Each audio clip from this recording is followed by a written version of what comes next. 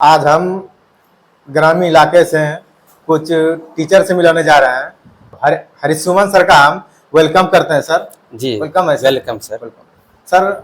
आज हम इस वीडियो के माध्यम से बहुत ऐसे ग्रामीण इलाका से आप भी बिलोंग करते हैं, हम भी करते हैं। तो ग्रामीण इलाका में आप तो देखेंगे, खुद एक टीचर है, पढ़ाते हैं, लेकिन पढ़ाई लिखाई करके मैट्रिक इंटर ग्रेजुएशन करके लोग बाहर प्लान कर रहे हैं। वो कि प्लान तो करना अलग बात है, एजुकेशन क्षेत्र हासिल कर करके वो क्या करे, दिल्ली में जाकर के मजदूरी करें, कोई फैक्ट्री में काम कर रहे हैं। तो आप सर वही बताइए सर कि ग्रामीण इलाका में रह करके अच्छी खासी पढ़ाई कर लिए हैं, इसके बाद भी ग्रामीण इलाका में उसको जॉब कैसे मिले, अगर जॉब नहीं मिले तो कैसे अपना जीवन यापन कैसे कर सकते हैं। सबसे पहले सर आप ये बताइए, आपका इंट्रोडक्शन बताइए। मैं हरिसुमन, मेरा घर कमरडी है। मैं सर थोड़ा सा अपने जीवन के बारे में मैं आपको बताऊंगा कि मेरा जो अनुभव रहा है गांव से, क्योंकि जो कि मैंने अपने जीवन को बिताया है, यानी कि जब से मैं जन्मा हूं इस धरती पे, तब से मैं सिर्फ और सिर्फ गांव में रहा हूं। कभी मैं शहर नहीं गया, कभी शहर जो बिल्कुल हमारा जितना भी चाहे वो एजुकेशन संबंधित हो या वर्क संबंधित हो, मैं जो भी हो मैं गांव में ही पला बड़ा हूँ, गांव में ही शिक्षा को ग्रहण किया हूँ और गांव में ही शिक्षा देने का काम भी कर रहा हूँ। ये सबसे मतलब समाज सेवा भी बिल्कुल बिल्कुल और भी चाहिए। हाँ, और मेरा सबसे शुरू से ये सिद्धांत रहा है कि गांव को बदलने की कोशिश, शिक्षा के क्षेत्र में जो शिक्षा का महत्व है समझे समाज और समाज को समझाने के लिए हमने बहुत सारा प्रयत्न किया अपने जीवन। जैसे कि आज से मैं गांव में यानी कि 2010 से कोचिंग चला रहा हूँ। 2010 से जी, तभी तो 14 साल हो गया जी। 2010 से मैं कोचिंग चला रहा हूँ, जिस टाइम की मैं थोड़ा सा मेरी घर की परिस्थिति कुछ इस कदर था जो कि हमको कलम उठाकर थोड़ा सा समाज के प्रति सेवा, और उस सेवा में भी मेरा कल्याण कहा जा सकता है कि सर कि स्वार्थ में भी जन कल्याण छिपा हुआ है। जी जी, वो तो बात सही है सर। तो हम देखें कि मेरा जो क्षेत्र है, जिस एरिया में हम पले बढ़े, वो क्षेत्र बहुत ही गंदगी से भरा हुआ था, खास करके शिक्षा के माध्यम यानी कि समाज को आगे बढ़ाने के लिए शिक्षा जरूरी है। हाँ, उनका कोई महत्व मेरे क्षेत्र में नहीं था। यह सोचकर देखते थे कि माँ बाप भी शिक्षा को महत्व ना देते हुए सुबह जगते थे, बच्चों के हाथ में बकरी के खूंटे थमाते थे और दिन भर बच्चों उसमें लगे रहते थे। तो मैंने स्टार्टिंग में क्या किया, किसी से पैसा नहीं लिया, सिर्फ बच्चों को एकत्रित किया और पेरेंट्स के साथ जाकर बातचीत कर करके ना इनके बारे में बताया ना, मैं किसी से पैसा नहीं लूंगा। जब आपको लगेगा कि ना इनका मेहनत है, इनको कुछ देना चाहिए तो दीजिएगा, हम मांगने कभी आपके घर पे नहीं जाएंगे और आज तक नहीं जाते सर। ये मेरा रिकॉर्ड है और बहुत सारे ऐसे बच्चों को मैं फ्री ऑफ कॉस्ट सेवा भी दे रहा हूँ। जब सर आप 14 साल शिक्षा दे रहे हैं, अब तो गार्जियन एक्टिव हो गए होंगे, अब तो पैसा नहीं मांगते भी होंगे। हाँ। तो जरूर पहुंचाते हैं। जी जी जी, ऐसा है कि अब शिक्षा का लत लोगों को लग गया है और शिक्षा का महत्व समझने लगे। यहाँ तक कि इसके लिए गांव समाज में जो पढ़े लिखे लोग होते हैं वो भी उनके साथ डिस्कस करते हैं, पेरेंट्स के साथ। दूसरा नंबर, हमारे जो राज्य सरकार हो या केंद्र सरकार हो ना, शिक्षा को बढ़ावा देने के लिए वो भी कई प्रकार की योजनाएं चलाते हैं, जिससे कि इसमें से पेरेंट्स को भी मतलब कुछ बढ़ावा मिल जाता है ना, उसे भी सहयोग मिल जाती है ताकि बच्चों को आगे की शिक्षा वो दे सके। अच्छा, ये आप सर लड़की के बारे में क्या सोचते हैं? जैसे आज ही अभी का जो देख रहे हैं सिचुएशन, लड़कियों सोचता है कि क्या करेंगे पढ़ा लिखा करके, उसको दूसरे घर चली जाएगी। तो आप शिक्षा के माध्यम से क्या बताना चाहते हैं लड़कियों? देखिए क्या है सर कि ऐसा जो हो रहा है सर, उनका जो कि पहला मोमेंट होता है, आज समाज सर बहुत कहा जा सकता है कि जो सोच है समाज के लोगों का, समाज की जो लोगों का सोच है आज बहुत गंदगी भरा महसूस कर रहे हैं जो निचले स्तर के लोग हैं। यानी कि कहा जा सकता है कि जो शिक्षा का अभाव है, अपने उनके लड़कियों को मतलब समाज से छिपा कर रखना, समाज में अपना प्रतिष्ठा बचा के रखना रखने के लिए उन्हें मजबूरन क्या करना पड़ता है सर कि उन्हें शादी करनी पड़ती है। क्योंकि देखिए ये पुराने जमाने के लोग, क्योंकि उनके अंदर शिक्षा नहीं है, शिक्षा नहीं, शिक्षा का महत्व पुराने जनरेशन में नहीं है, नहीं। लेकिन अब लोगों में ये धीरे धीरे समा रही है। समाज।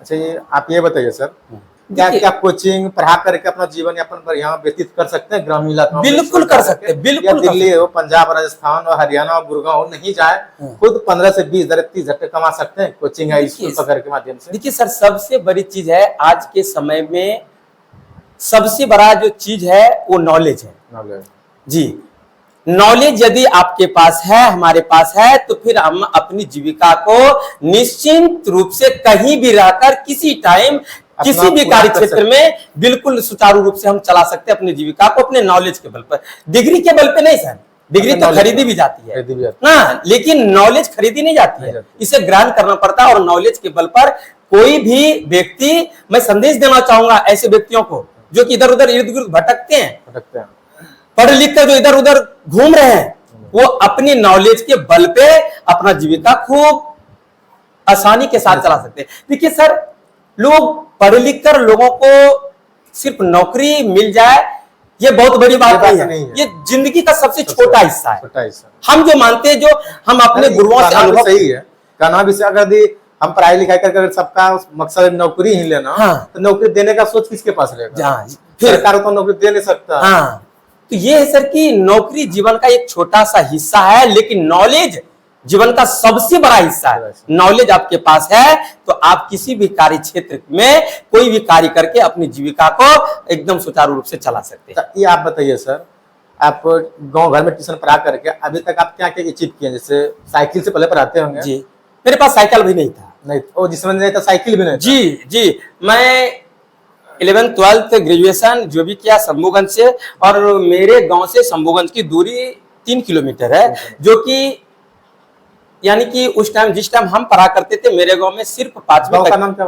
कमरडी जी, कमरडी से शंभूगंज की दूरी 3 किलोमीटर है, और जिस टाइम हम पढ़ा करते थे उस टाइम मेरे गांव में सिर्फ और सिर्फ 5वीं तक की कक्षाएं थी। अच्छा, 6 के लिए हमें शंभूगंज जाना पड़ता था। 3 किलोमीटर प्रत्येक दिन पैदल, प्रत्येक दिन, बारिश हो, धूप हो, गर्मी, धूप हो, बरसात हो, ये जाना ही होता था पढ़ने के लिए, क्योंकि हमारी चाहत थी कि हमें पढ़ना है और पढ़ लिख कर हमें सिर्फ और सिर्फ कुछ करना है नहीं। मेरा सबसे पहला मोटो था समाज सेवा करना, सबसे पहला। जब कोचिंग पढ़ना शुरू किया, सबसे पहले आप क्या अचीव किए? देखिए सर, साइकिल जब हम कोचिंग स्टार्ट किए तो लोगों में हमने दिखाया कि हमारे अंदर की जो क्वालिटी है बच्चों में दिया, और बच्चों के जरिए से गार्जियन तक पहुंचाया कि हमारे अंदर ये क्वालिटी है ना, क्वालिटी हुआ। पहले देखिए कहावत है कि सर जो दिखेगा वो बिकेगा, तो हमने दिखाया बच्चों को में, और वो गार्जियन तक पहुंचाया, और गार्जियन तक पहुंचाया तो इर्द गिर्द मेरे गांव समाज में हमको लगता है कि जो हमारे आसपास के इलाके हैं मेरे नाम से प्रसिद्ध है। किसी गांव में आप जाएंगे, कोई ऐसा गांव नहीं होगा जिस चेहरा को नहीं, इस चेहरा को जो नहीं पहचानता है। तो सोंडिया, मिर्जापुर के बगल में सोंडिया, एक व्यक्ति मेरे पीछे पड़ गए और उन्होंने मुझसे बहुत रिक्वेस्ट किए कि मेरे गांव में आप कोचिंग डालिए। तो उस वजह से फिर मैंने एक साइकिल को खरीदा तो फिर वहां जाना। साइकिल खरीदे तो पेरेंट्स के पैसे या तो खुद के कोचिंग से पैसे खरीदे? नहीं, मेहनत से अपने दम पे। जी, अपने दम पे। और मैंने 2010 के बाद मतलब उस समय सोचे कि साइकिल खरीदे, बहुत बड़ी चीज, उसमें वैल्यू एक अलग, बहुत बड़ी चीज थी उस टाइम साइकिल भी सर। और मैं आपको बता दूं सर कि आज मैंने जो भी कुछ किया है नॉलेज के क्षेत्र में, शिक्षा के क्षेत्र में, वो अपने कलम की दम जी, माँ सरस्वती की देन कही जाए। हमारी आर्थिक स्थिति उतनी बेहतर नहीं थी जो हमें माँ बाप उच्च शिक्षा दे सके, तो इस वजह से भी मैंने उस कलम को थामा और समाज के साथ कार्य करना प्रारंभ किया।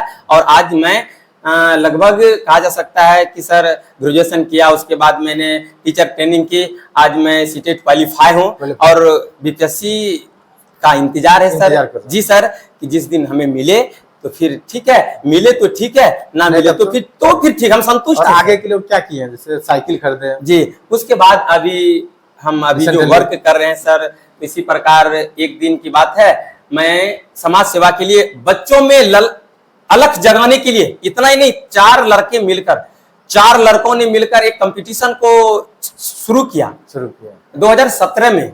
जो कि फ्री ऑफ कॉस्ट बच्चों का टेस्ट लेते थे 1 से 10 तक, यानी कि हमको लगता है शंभूगंज हर प्रखंड के हर एक क्षेत्र के बच्चे हमारे लगभग 1500-2000 की संख्या में बच्चे कंपटीशन में भाग लेते थे और किसी से पैसा हम 1 रुपया नहीं लेते थे। उसके एवज में जो बच्चे क्वालिफाई करते थे, अच्छे मार्क्स लाते थे, उनको हम कुछ न कुछ पुरस्कार भी दिया करते थे, जिसमें कि इसी प्रकार आमंत्रित करते करते दिशा पब्लिक के डायरेक्टर श्री आत्म कुमार से हमारी मुलाकात हुई और उनको हम रिक्वेस्ट कर ले गए कि जैसे आज हमारी आपसे मुलाकात हुई, जब ऐसा कोई कार्यक्रम होता है तो हम आपको इनवाइट करें, फिर आए। उनसे रिक्वेस्ट था कि सर आप मेरे संस्थान में आए। तो जब हम उनसे पहली बार मिले तो वो भी शायद अपने जमाने में कराते थे। उन्होंने हमको कहा कि सर ये तो एक दिन की बात है, एक दिन में रिजल्ट करना, एक दिन में एग्जाम करना, सर आप आइए, आपका भव्य स्वागत है हमारे संस्थान में, तो आपको दिखाएंगे कि हम क्या क्या व्यवस्था रखें। तो मैं अपनी कोचिंग की तरफ से बहुत तरह सांस्कृतिक कार्यक्रम बच्चों को करवाते थे, लघु नाटक, और एग्जाम लेते थे। और एग्जाम दिशा पब्लिक स्कूल में आप टीचर हैं? जी, अभी हम टीचर। तो वो देखे तो उनका रिप्लाई आया कि सर आप ना मेरे स्कूल में भी समय दीजिए। तो आप सर ये क्वेश्चन अब है, लोग तो आप जैसे बोले कोचिंग पर आगे जीवन अपना, आप कोचिंग से अभी तक क्या क्या किए हैं ये बताना। जी, ऐसा है कि सबसे पहले तो देखिए, हमें जिस परेशानी से हमारे माता पिता जूझ रहे थे, मेहनत करके सबसे पहले हम उन परेशानियों को दूर करने का प्रयास किया। जैसे कि हमारे पास रहने का घर नहीं था, हमने घर बनाया। घर कितने का बनाया सर? हाँ, कितने का घर बनाया? मैंने अभी जो घर बनाया है 2 कमरा है, किचन बाथरूम है, 5 से 7 लाख हमने उसमें इन्वेस्ट किया है।